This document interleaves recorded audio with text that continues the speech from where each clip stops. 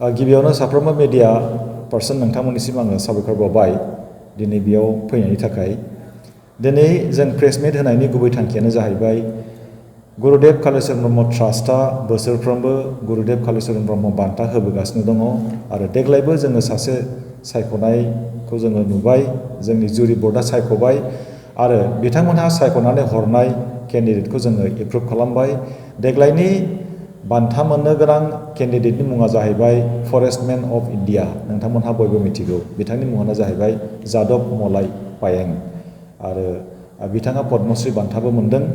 दा बिथाङा समाजनि थाखाय मोजां खामानि मावदों। दिनै बिथाङा सासे इन्टारनेसनेल फिगार, बयबो मिथिगौ आरो बिथांखौदि जोङो मोननो हादों सासे बान्था मोनगिरि हिसाबै, बे जोंनि खाफाल मोजांनि बाथ्रा आरो बिथांनि जि मावनाय, बिथांनि जि सिन्ताधारा बेखौबो समाजा मिथिनांगोन।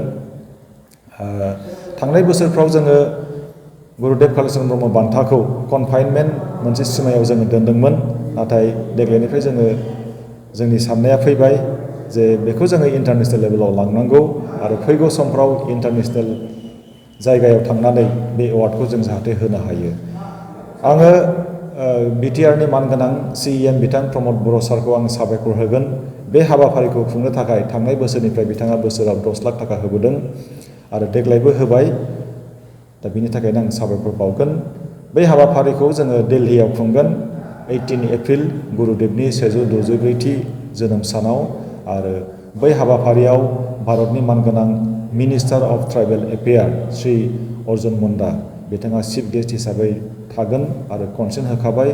लोगोसे जोङो जोंनि बिटिआरनि मानगोनां CEM बिथां प्रमद बर' सारखौ जोङो हांख्रायदों, बा आसामनि मानगोनां मन्त्रि मुस्रि उर्खावगोरा ब्रह्मखौ जोङो हांख्रायदों आरो रायजो सभानि मानगोनां MP रोंगोरा नार्जारी सारखौबो जोङो हांख्रायदों आरो बेजों लोगोसे माखासे जोङो मेलेमजिबि बिथांमोनखौबो जोङो हांख्रायगोन।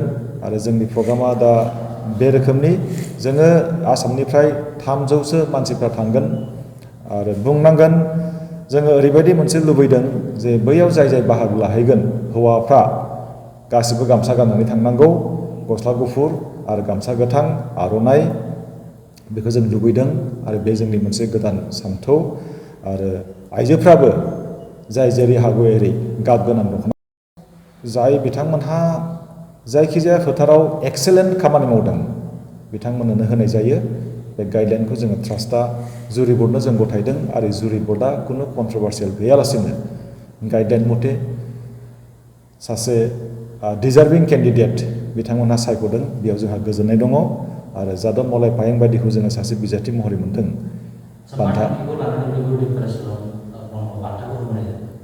बे बान्थाखौ होनायनि गुबै थांखियानो जाहैबाय गुरुदेबनि फिल'सफिया थांनानै थानांगौ। गुरुदेव कालिचरण ब्रह्मखौ जोङो गुरु होननानैल', ब्रह्म धर्मनिल' फोसावगिरि होननानैल' जों थायोब्ला बे गोरोन्थि जागोन। गुरुदेव कालिचरण ब्रह्मआ मोनफ्रोमबो बिथिङाव खामानि मावदों। दिनै मानसिफ्रा मिथिनो हमबाय आरो मिथिनांगोन जे गुरुदेब बायदि जोंनो सासे आरोबाव नांबावगौ जोंनि समाजाव, जाय मानसियानाखि गुबुन धोरोमनि मानसिखौ मुगैया, गुबुन हारिनि मानसिखौ मुगैया, गुबुन हारिमुनि मानसिखौ मुगैया, बयखौबो खौसे खालामनानै समाजाव मोजां रोखोमनि मोनसे थासारि आरो जौगाथाय लाबोनायनि थांखिजों जांख्रिथाय जाय दैदेनगिरिया लाबोनो हायो, बैबायदि दैदेनगिरिखौ जोङो नांगौ। दा बेखायनो जोङो उननि समफ्राव आरो सानदों गुरुदेव कालिचरण ब्रह्म बान्थाखौ जोङो इन्टारनेसनेल लेभेलाव जों लांगोन। बे जोंनि